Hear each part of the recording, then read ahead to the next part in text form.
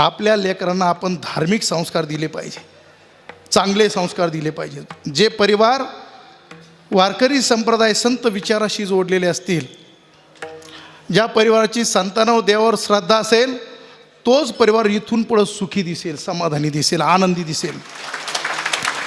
बांगलादेशमध्ये जी घटना झाली, माणसाच म्हणतात त्यांना दया नाही येईल कुठं, संस्कारच नाही ना तसे, पाप पुण्य मानतच नाही ना. पाप पुण्य मानलं असं तर अशी निर्गुण हत्या झाली नसती. पाप पुण्याचा तिथं विषयच नाही आहे, म्हणून संस्कार नाही आहे आणि म्हणून पशुवत त्यांचं आचरण आहे. भारतीय संस्कृती आणि भारतीय संस्कार जगामध्ये आदर्श आहे आणि भारतीय संस्कृतीला जगामध्ये आदर्श जर कोणी बनवले असेल ते आमचे संत आहेत.